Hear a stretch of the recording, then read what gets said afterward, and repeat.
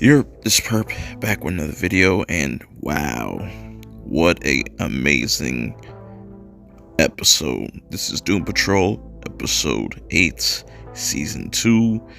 Man, if y'all not following me on Twitter right now, make sure you follow me on Twitter at perpminer420. Make sure you hit that like button, hit that subscribe button. Man, we got a lot to talk about, so I don't want to waste none of y'all time. Let's get right into this review. So I really like how this episode is named Dad Patrol, and it really focuses on being a dad and just fathers in general. You know, we get a lot more backstory of Miranda and just Kay overall, and just how abusive her father was towards her. Really sad shit, really emotional moments that go on in throughout this episode. You know, Cliff gets to meet his daughter. They get to spend a lot of time, and Cliff is just through the roof. But you know, I gotta be honest, I don't trust, you know, Cliff's daughter. You know, just after what happened to Larry, I'm kind of skeptical of why she's popping up now and why she's just acting so friendly towards Cliff all of a sudden. You know, it could just be, you know, she really just wants to connect with him. You know, she invites him. But I don't know. I really can't trust her right now. She could just be trying to set him up. Who knows? We'll just have to wait and see next episode. Then we get this weird ass, you know, Illuminati, Knights of the Templar, Freemason fucking circle of these characters, you know, Kibley being one of them, just talking to this gerbil, and they're saying there's this catastrophic event about to happen. And this is where we finally catch up with Niles and Dorothy. And Niles here is just trying to be a good father. He wants to have one last moment with his daughter, and you know, he tries to keep certain things away from her, but his time is starting to run out. Dorothy goes into the store and kind of gets embarrassed. You know, she gets her period, and this is the fear of, and starts freaking out because she doesn't know really what to do in this situation. So she runs to the bathroom, and this was one of Niles' concerns of her growing up, and I think that has a lot to do with the candle maker up to this point. Like, when she finally grows up, that's when the candle maker will be able to just roam free. But so as Dorothy is sitting there freaking out, the cashier goes into the bathroom to just check on Dorothy to make sure she's okay. And you know, she sees that she's upset, tries to comfort her, let her know this is normal. This is what happens to girls when they grow up. And you know, pretty much gives her a little pep talk.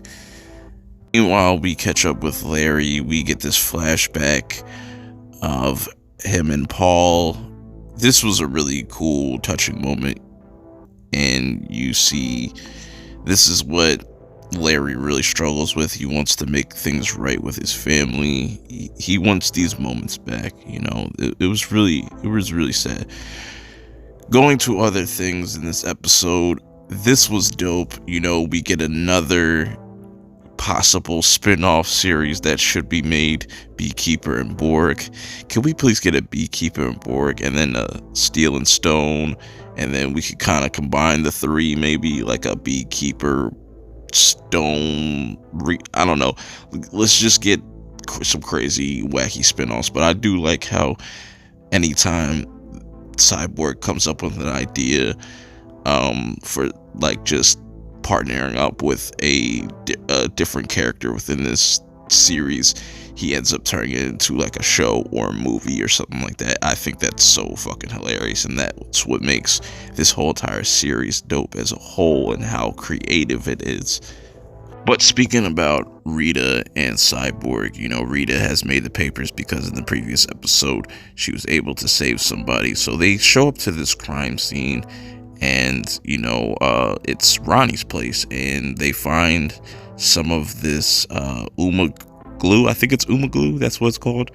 And she's up to no good right now. She's involved with a murder, and Cyborg has to confront her. And this is why, even though this was my least favorite part about this whole entire season, I kind of liked how we're finally kind of getting somewhere with Roni and Cyborg, as I think this is going to set up something with them in season 3 where Cyborg has to pretty much take Roni down or try to get her back to her senses, bring her back to the good side. Going back to Dorothy and Niles real quick, they decide to pretty much go to this fair, which I don't think that's a good idea at all with all those people and what Dorothy's going through, but I guess it is what it is. Catching up with Jane and Larry, I forgot to mention that Jane pretty much wants to get this item, this stuffed animal named Henry, for Kay, so she takes Larry with her to go to this well to pretty much get this stuffed animal. They arrive to the well, and Jane starts to get flashbacks of what happened to Miranda, starts to sympathize with Miranda, because she had no idea this went on with her, and she got a lot of the abuse as well and got put down into that well. But I'll get back to that very shortly, because that whole Miranda situation is so interesting. She's always been shady to me, but this episode, going back to Niles and Dorothy, they get to the fair. She's enjoying herself. She even wins herself a big stuffed animal, but also is now getting visions of her mother with these red boots. Ironically, her name's Dorothy. Some Wizard of Oz references there, and she doesn't know why she's seeing these things, but then she ends up going to this really extremely creepy ass fun house while Niles kind of takes a break and he's starting to cough up blood and whatnot. As Dorothy continues to try to enjoy herself, she is interrupted by the visions of her mother and facing the candlemaker, and the candlemaker is pretty much telling Dorothy, it's time, you can't keep me in here forever now, I'm about to be free.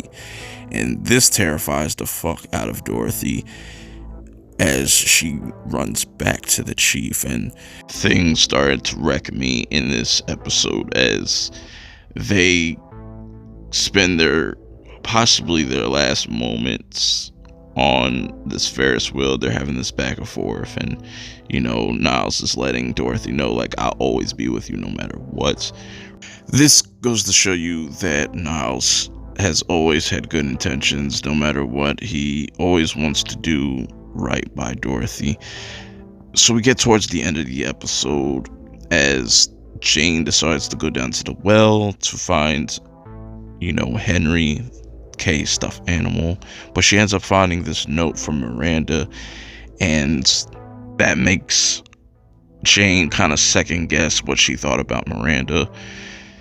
Then Miranda turns the tables on Jane as she's vulnerable and her back is pretty much against to the well as Miranda pushes Jane into the well, and this is where we find out that Miranda is trying to get rid of certain memories of Kay, and she has very malicious intent. So who knows what's going to happen with Jane at this point? Is she going to be able to get out of that well? Is she going to be able to fight back and bring down Miranda? We're just going to wait and find out.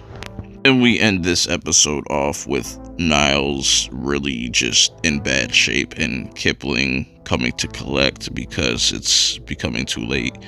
The candlemaker is coming, and I cannot wait till this season finale. I thought everything leading up to this point has been phenomenal. I can't wait to see how this all finishes off. I'm liking the shorter seasons We're getting straight to the point, not too much filler. Man, what do you guys think about this episode? I thought this was a 10 out of 10. Just really nailed it. What are your expectations for next week's episode?